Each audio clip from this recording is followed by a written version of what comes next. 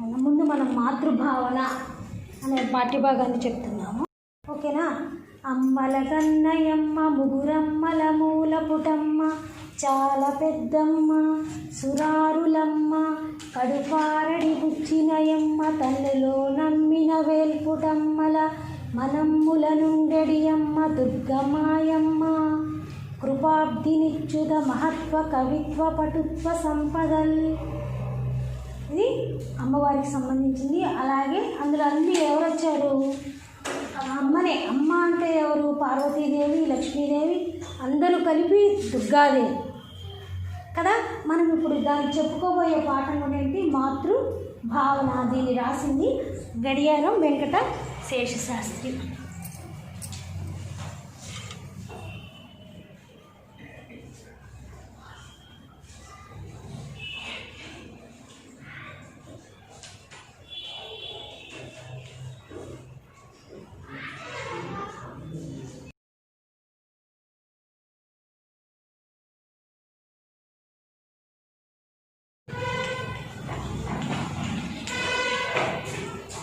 అలాగే తండ్రి పేరు రామయ్య.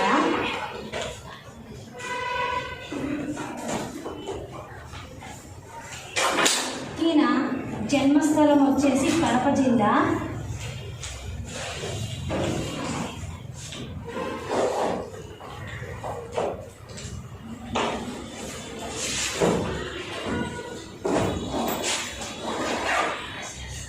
నెమళ్ళదిన్నె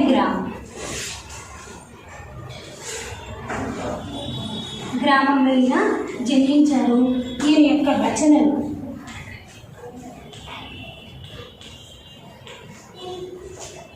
శ్రీ శివభారతము,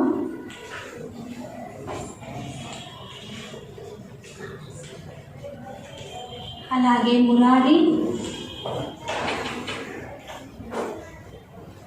ఇంకా మరికొన్ని పుష్పబాణ విలాసము, రఘునాథీయము, ఇవన్నీ రచనలు. నెక్స్ట్ బిరుదులు.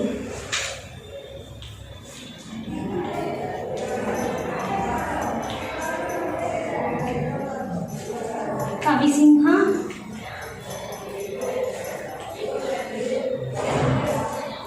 అవధాన పంచానన,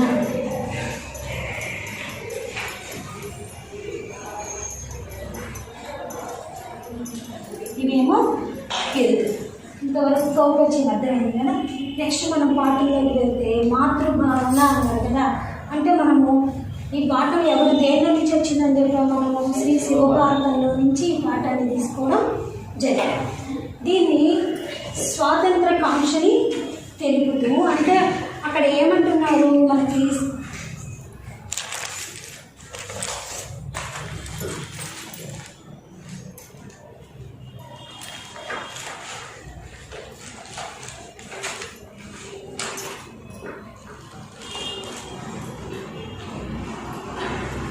మన జాతి యొక్క జీవన విధానాన్ని ప్రతిబింబించేది సంస్కృతి, సంప్రదాయాలు, ఆచారాలు, వ్యవహారాలు. వీటన్నింటినీ గుర్తు చేసుకుంటూ వీటన్నింటినీ మనం మర్చిపోకుండా ఉండాలి. అలాగే మన జాతిని మనం ఏ విధంగా గౌరవిస్తారు, మన భారత జాతి అనేది ఎంతో గొప్పది అనే విషయాన్ని ఈ పాఠంలో మనకి మాతృభావన రూపంలో ఇవ్వడం జరిగింది. దానిలో ఫస్ట్ నేపథ్యం ఏంటి అంటే, మహారాష్ట్ర రాజ్యాన్ని నిర్మించినటువంటి రాజు ఎవరు అంటే ఛత్రపతి శివాజీ. ఆ రాజ్యాన్ని పరిపాలించేవాడు ఛత్రపతి శివాజీ. ఈయన అతని దగ్గర ఉండేటువంటి సర్దార్లని ఏం చేసేవాడు అంటే, ఇతర ప్రాంతాలకు వెళ్ళి ఆ ప్రాంతాలని ఆక్రమించుకుంటూ ఉండడం రాజు యొక్క లక్షణం. అలాగే రాజు యొక్క ముఖ్య లక్షణం ఇంకోటి ఏంటంటే, ఇతర ప్రాంతాలను ఆక్రమించుకోవడంతో పాటు తన ప్రాంతంలో ఉన్న ప్రజలందరినీ కూడా తన కన్న బిడ్డల్లాగా చూసుకోవడం అనేది కూడా రాజు యొక్క కథ.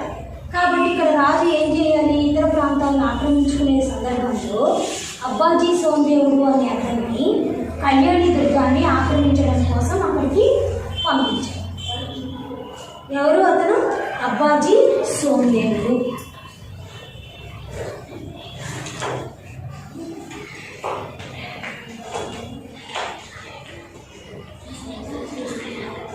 ఇతను ఒక సర్దారు. వెళ్ళి ఏం చేశాడు, ఏ ప్రాంతాన్ని ఆక్రమించాడు ఇతను? కళ్యాణి దుర్గము అనే ప్రాంతాన్ని ఆక్రమించాడు.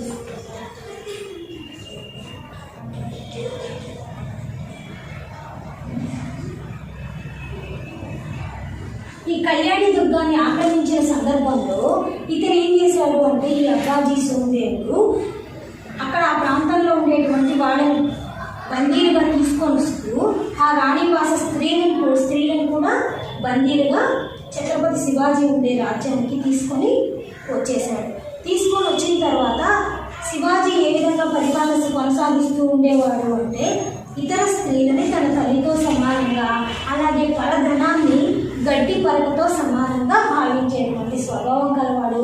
అలాగే తన పరిపాలనలో ఉన్న ప్రజలందరూ కూడా ఆ విధంగానే ఉండాలి అనుకునేటువంటి స్వభావం కలిగిన వాడు ఛత్రపతి శివాజీ. అందుకని ఆయన ఏమంటున్నాడు, ఆ తర్వాత ఏం జరిగింది అనేది మనం ఇప్పుడు ఈ పాఠంలో చూద్దాం.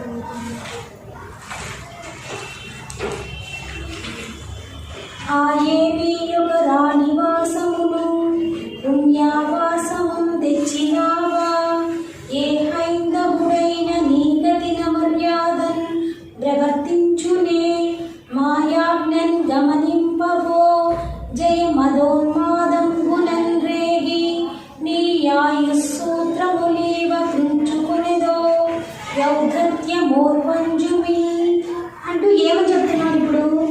ఆ ఏమి అంటే ఆశ్చర్యానికి గురయ్యాడు. ఎందుకు ఆశ్చర్యానికి గురయ్యాడు అతను అంటే ఆ రాణివాస స్త్రీని ఆ సర్దార్ ఏం చేశాడు, ఆ రాజ్యంలో వాళ్ళని జయించడంతో పాటు ఆ రాణివాస స్త్రీని కూడా శివాజీ ఉండే ప్రాంతానికి తీసుకొని వచ్చాడు. ఆయన ఏ ప్రాంతాన్ని జయించాడు అంటే కళ్యాణి దుర్గమ్మ అని మనం చెప్పుకున్నాం కదా, ఆ ప్రాంతంలో ఉండే రాణివాస స్త్రీని కూడా తీసుకొని వచ్చినందుకు ఆ మాట వినగానే ఆయనకి ఆ ఏంటి ఒకసారి ఆశ్చర్యపోయాడు. ఆ ఏమి ఒక రాణివాసంలో అంటే రాణివాసంలో ఉండేటువంటి ఆ స్త్రీలని పుణ్యవాసము తెచ్చినావా, పుణ్యానికి నిలయమైనటువంటి ఈ ప్రాంతానికి తీసుకొని వచ్చావా, ఏ హైందవుడైన నీకతిన మర్యాదను ప్రవర్తించునే, ఏ హిందువైనా సరే, ఏ హైందవుడైనా ఏ హిందూ మతానికి చెందినవాడైనా సరే ఇలాగా మర్యాద తప్పి ప్రవర్తన చేస్తాడా. మాయాజ్ఞన్ గమనింపవో అంటే నేను ఎలాంటి రూల్స్ రెగ్యులేషన్స్ని నేను పాటిస్తానో నీకు తెలుసు కదా, కాబట్టి నువ్వు నా ఆజ్ఞని నీవు గమనించలేదా, నేను పెట్టిన నిబంధనలు నీకు తెలియదా, నువ్వు వాటన్నింటినీ పాటించాల్సిన అవసరం నీకు లేదా, నువ్వు వాటన్నింటినీ గుర్తుపెట్టుకోవాలి కదా, నువ్వెందుకు ఆ పని చేయలేదు, నా ఆజ్ఞ నువ్వు గమనించవా అంటూ జయమదోన్మాదంబునన్ రేగి నీయాయుసూత్రములీవ తుంచుకునేదో యౌధత్యమోర్వంజుమి. ఇంకా ఏమంటున్నాడు, జయమదోన్మాదంబునన్ అంటే నువ్వు ఆ కళ్యాణి దుర్గాన్ని జయించావు అనేటువంటి ఉత్సాహంతో ఆ గర్వంతో నువ్వేం చేశావు, రేగి జయ మదోన్మాదంబునన్ రేగి ఆ ఉత్సాహము అంటే బాగా గెలిచాను అనేటువంటి గర్వము అహంకారము అని ఉంటుంది, వాటితోటి నువ్వు నీ ఆయుసూత్రము నీ ప్రాణాలను నువ్వే తీసుకోవాలి అని అనుకుంటున్నావా. ఔద్ధత్యం ఓర్వంజం ఇంకా ఏమని చెప్తున్నాడు ఆయన, నీ ప్రాణాలను నువ్వే పోగొట్టుకుంటావా ఏంటి అని అంటున్నాడు. అంటే ఈ శివాజీ ఎలా అనుకుంటున్నాడు, ఆయన అక్కడ శివాజీ దగ్గర పనిచేసేవాళ్ళు కానీ ఆయన సామ్రాజ్యంలో ఉండే వాళ్ళందరూ కూడా ఏ విధంగా ఉండాలి, ఆయన చెప్పిన పద్ధతుల ప్రకారం నడుచుకోవాలి. కాబట్టి నువ్వు నేను చెప్పిన పద్ధతి ప్రకారం లేవు కాబట్టి నీ ప్రాణాలను నువ్వే పోగొట్టుకోవాలి అని అనుకుంటున్నావా అని శివాజీ ఆ సర్దార్ తోటి అప్పాజీ సోమదేవుడితోటి మాట్లాడుతూ ఉన్నాడు.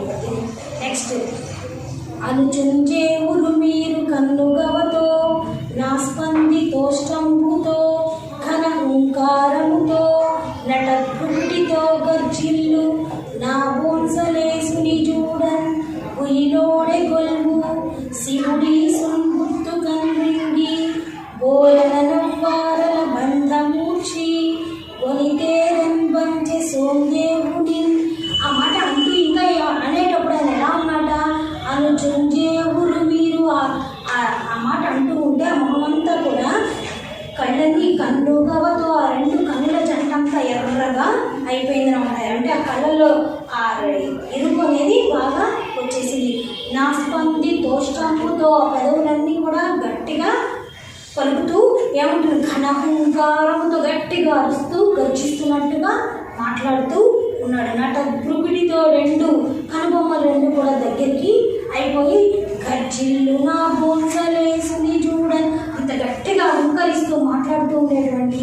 శివాజీని చూడగానే చూడని బురిలోనే కొలువు భయపడిపోయింది. ఆ కొలువు అంతా కూడా అంటే శివాజీ సామ్రాజ్యంలో ఆయన సభ జరిగేటప్పుడు మంత్రులు, సామంతులు, అలాగే ప్రజలు, భటులు అందరూ మొత్తం ఉంటారు కదా, ప్రజానీకం కొంతవరకు వాళ్ళందరూ ఉన్నటువంటి ఆ సభ మొత్తము ఒక్కసారి ఈయనంత కోపంగా ఉండేసరికి సభంతో ఉలిక్కి పడిపోయారు. అంటే అంత భయపడిపోయింది. అంత పెద్ద సభ కూడా అంటే అంత పెద్ద సభ భయపడాలి అంటే ఈయన ఎంత గట్టిగా మాట్లాడి ఉంటాడో దాన్ని బట్టి. శివుడి సుమృత్తు కన్నింగి బోరన నవ్వారల బంధమూచి కొలితేరన్ పంచె సోందేవుని. అంటే శివుడు అంటే అక్కడ ఎవరు? ఈశ్వరుడు కాదు, శివాజీనే తన కోపాన్నంతా గొంతులోకి మింగేసుకొని ఏమన్నట్ట, వెంటనే వెళ్ళిపోయి నువ్వు ఆ రాణివాస స్త్రీని ఎవరైతే బందీలుగా తీసుకొని వచ్చావో వాళ్ళ బంధనాలను వినిపించి తీసుకొనిరా అని మళ్ళీ అన్నారన్నమాట. అని పంపించాడు. ఎవరిని పంపించాడు? ఆ సోమదేవుని పంపించాడు. అబ్బాజీ సోమదేవుని పంపించాడు. ఫలితుండయ్యతడట్టులే సలిపి దేవా నన్ను మన్నింపు మీ సర్దారు కొని తెచ్చుచో సర్వసోత్సాహంబు కందప్పే దుశ్చరితాలోచన లేదు లేదు అవదాజ్ఞలంగన్వోద్వత్తి మీ చరణద్వంద్వము నానయంచు వినిపించన్ సుంత శాంతించుచు. ఇంకా అసలు శివాజీ ఎప్పుడైతే అలా ఆర్డర్ పాస్ చేశారో వెంటనే త్వరితుడే వేగంగా అబ్బాజీ సోమదేవుడు అలాగే ఓ దేవా నన్ను మన్నించు, నన్ను క్షమించు అని చెప్పి అబ్బాజీ సోమదేవుడు శివాజీని నన్ను క్షమించు అని చెప్పి అంటూ మీ సర్దారు కొని తెచ్చుచో సర్వసోత్సాహంబు కందప్పే. నేను ఆ సర్దార్ని పట్టి ఎవరిని?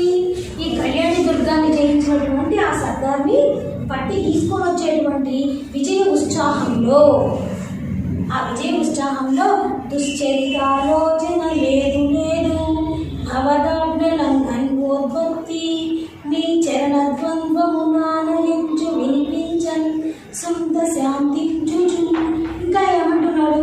మీ పాదాల మీద ఒట్టు, ఈ పాదాల మీద ఒట్టు. కాబట్టి నేను విజయ ఉత్సాహంలో ఆ సర్దార్ని పట్టుకొని వచ్చే ఆ ఆనందంలో నేను ఆ రాణివాస స్త్రీని కూడా తీసుకొని వచ్చానే తప్ప నాకు ఆ రాణివాస స్త్రీని తీసుకొని రావాలని నిజమైనటువంటి చెడు ఆలోచన ఏది నాకు మాత్రం లేదు, నన్ను క్షమించయ్యా అని చెప్పి ఎప్పుడైతే అబ్బాజీ సోమదేవుడు ఆ మాట అన్నాడో వెంటనే సొంత శాంతించుచు కొంచెం శాంతపడ్డాడు.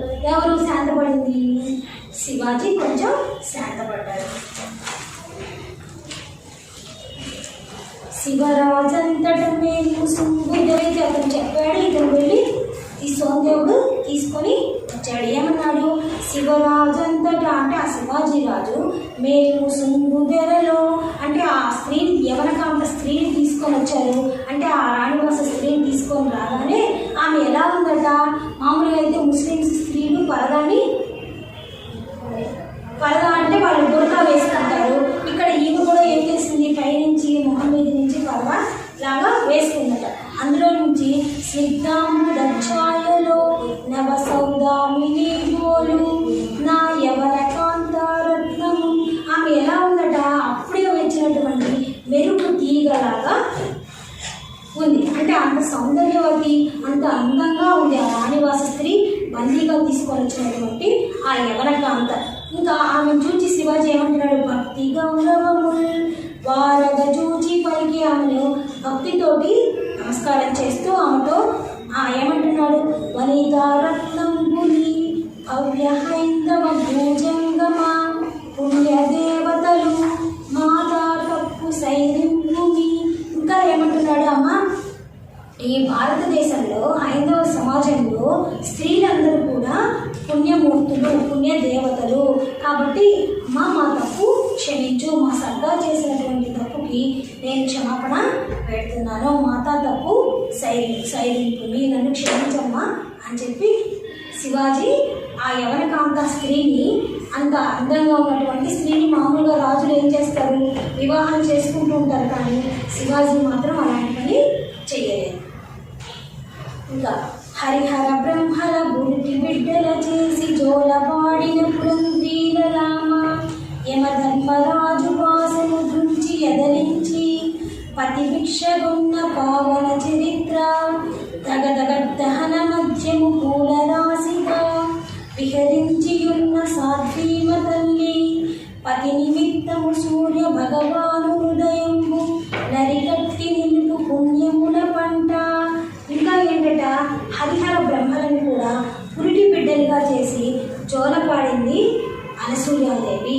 హరిహరులు అంటే విష్ణుమూర్తి, అలాగే శివుడు, అలాగే బ్రహ్మ, వీళ్ళ ముగ్గురిని కూడా ఏం చేసింది అంటే ఆమె చిన్న పిల్లలాగా పురిటి బిడ్డలు అంటే అప్పుడే పుట్టినటువంటి శిశువులాగా చేసి వాళ్ళకి తన పాలని ఇచ్చింది. పతివ్రత ఎవరు ఆవిడ అంటే అనసూయాదేవి.